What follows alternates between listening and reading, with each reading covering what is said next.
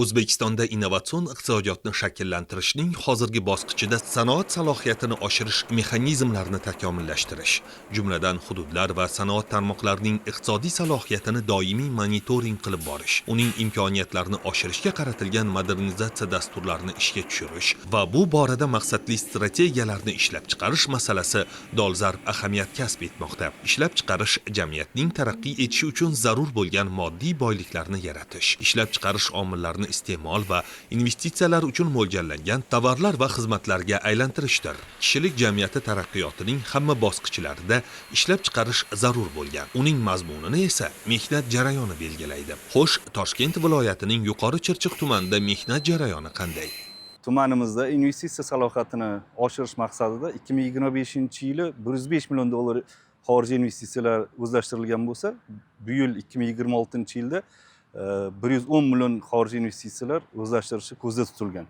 Eksport masalasiga keladigan bo'lsak, eksportimiz 2025-yilda 82 million dollar eksport qilingan bo'lsa, bu yilda 90 million dollar eksport qilish ko'zda tutilgan. Misol qilib aytadigan bo'lsak, biz hozir turgan mana shu atirgul, manzarali daraxtlar yetishtirish korxonasi xorijiy investitsiyalari 10 million dollardan oshadi. Germaniya bilan hamkorlikda amalga oshirilgan.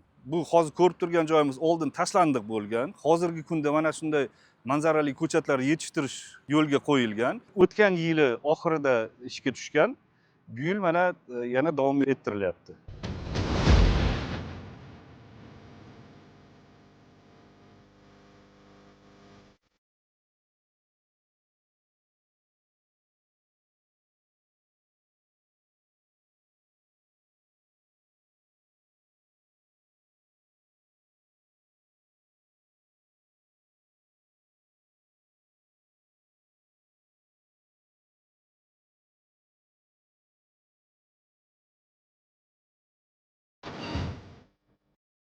Gulobod mahallasida ishga tushirilgan mazkur yangi loyiha hududni obodonlashtirish va yashillikni ta'minlash ishlarini yangi bosqichga olib chiqmoqda. 3.9 gektar yer maydonida tashkil etilgan ushbu zamonaviy xo'jalik dekorativ va turfa gullar ko'chatlarini yetishtirishga ixtisoslashgan bo'lib, Turkiyadan olib kelingan ilg'or uskuna va jihozlar yordamida yiliga 5000 ta sifatli ko'chat yetishtirish yo'lga qo'yilgan. Shu bilan birga hududda manzarali bog' barpo etilib, aholi va mehmonlar uchun dam olish maskanlari, sayr uchun yo'laklar tashkil etilgan. Bu esa nafaqat atrof muhitni go'zallashtirishga, balki tumanning turizm salohiyatini oshirishga ham xizmat qilmoqda. Mazkur loyiha davlat va jamiyat uchun bir qator muhim foyda keltiradi. Xususan, mahalliy ishlab chiqarishni rivojlantirish orqali iqtisodiy samaradorlikka erishiladi. Yangi ish o'rinlari yaratiladi va import o'rnini bosish imkoniyati paydo bo'ladi. Shuningdek, ko'chatlar yetishtirish orqali ekologik holat yaxshilanib, yashil hududlar kengayadi. Manzarali bog' va dam olish maskanlari esa sayyohlarni jalb qilish orqali turizmni rivojlantirishga hissa qo'shadi. Umuman olganda ushbu tashabbus hududning ijtimoiy-iqtisodiy taraqqiyotini ta'minlashda muhim omil bo'lib xizmat qiladi.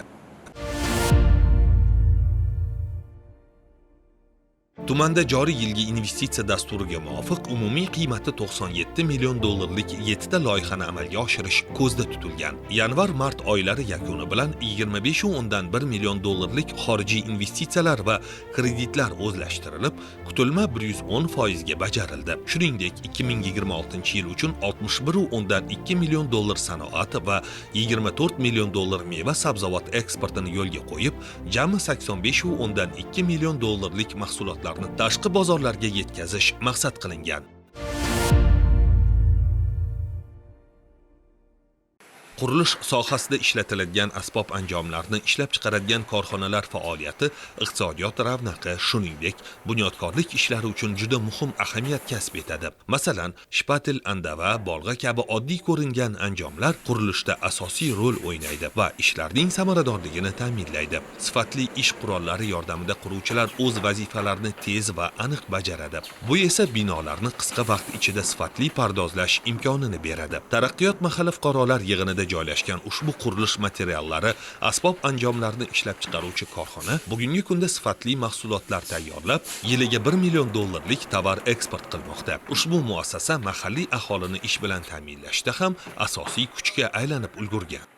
2016-yil faoliyatimizni boshlaganimizda 40-50 xil turdagi mahsulotlarni chiqaramiz, qurilish mollari, Mana shu 70 nafardan oshiq mahalliy aholimizni ish bilan ta'minlaganmiz. Hozirgi kunda yana 20-30 nafar ishchi jalb qilishga harakat qilamiz. Bizlar rejalarimiz mana shu qurilish mollarini yanada ko'paytirish, import, eksport salohiyati shu endigi davlatlar bozoriga ta'minlab kelamiz. Rejamizda bori yana shu valikni bir 2-3 xil turlari bor, shpatilimizni 2-3 xil yana turlari bor. Shularni yanada bir boshqacha ko'rinishda yangilik qilib chiqarish. Ishlab chiqarish texnikalarni Xitoy davlatidan olib kelganmiz.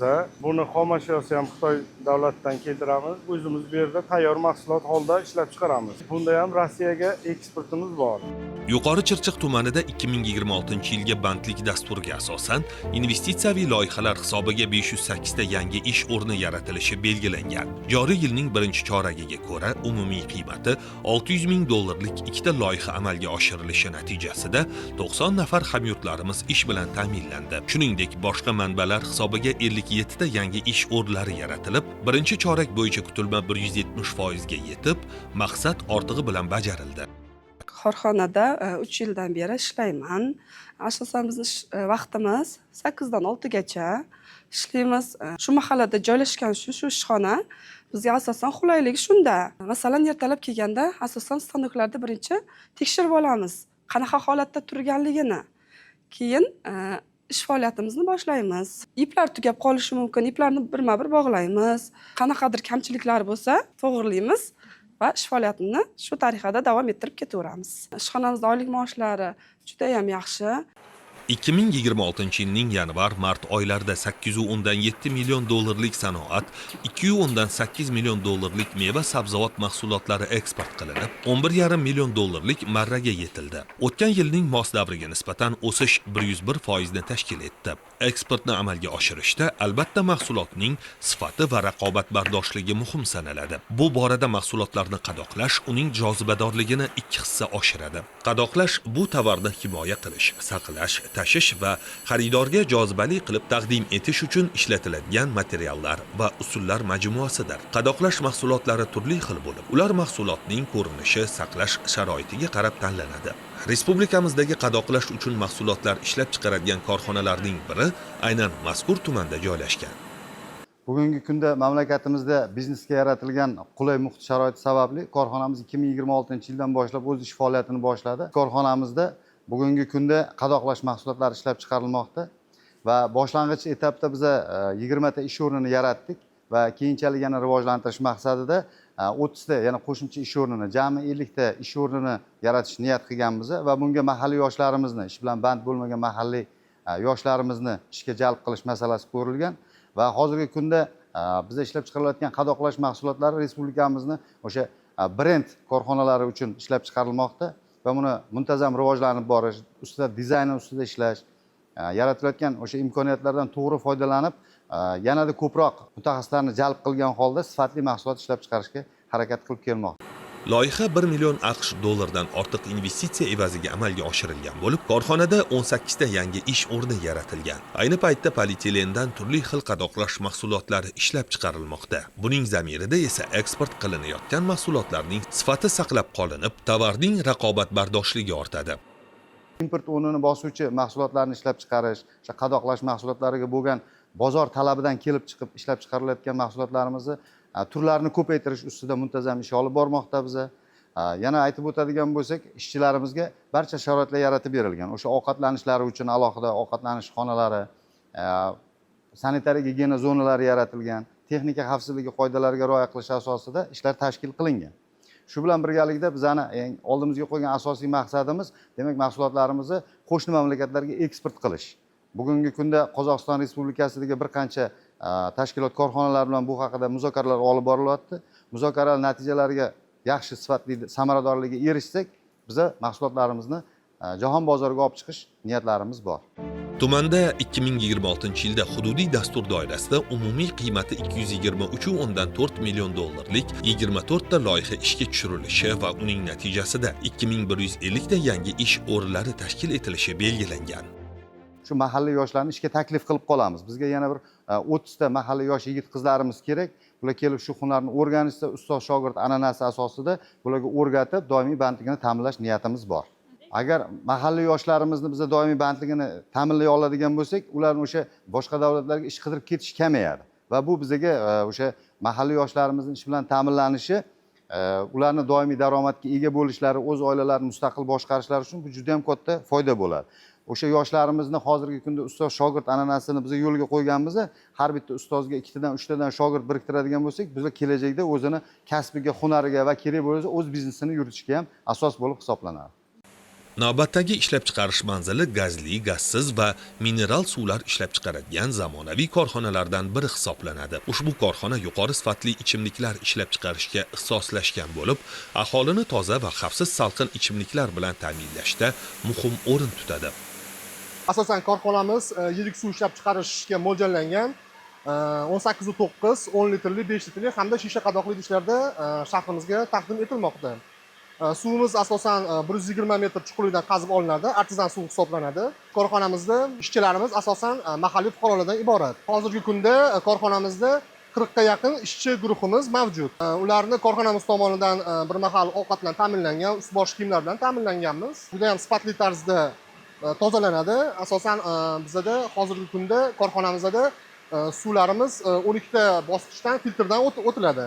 Hozirgi kunda korxonamizdan ishlab chiqarilayotgan suvlarimiz ichki bozorga sotilmoqda. Korxonaning yillik ishlab chiqarish quvvati 40 milliard so'mga teng bo'lib, bu uning bozordagi barqaror o'rni va yuqori talabga ega ekanini ko'rsatadi. 2026-yilda amalga oshirilgan kengaytirish ishlari natijasida esa ishlab chiqarish jarayonlari yanada takomillashtirilib, zamonaviy texnologiyalar asosida salqin ichimliklar ishlab chiqarish yo'lga qo'yildi. Bugungi kunda mazkur korxona nafaqat an'anaviy suvlar, balki keng turdagi yangi avlod ichimliklarni ham taklif etib, bozorda o'z raqobatbardoshligini mustahkamlab bormoqda.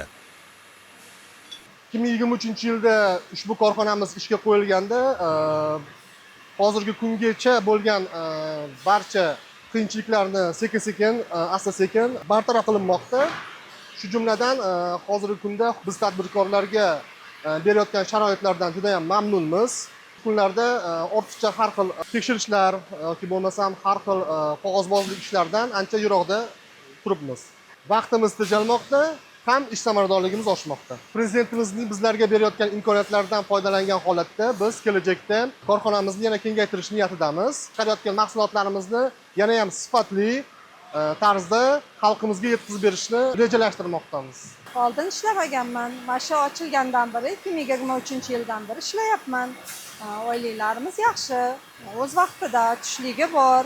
Mahallada kelib ketishimizga ham oson. Ham uyimga ham ulguraman, ham ishimga ham ulguraman. Oyliklarimiz 3,5 milliondan 4 milliongacha. O'z vaqtida beradi.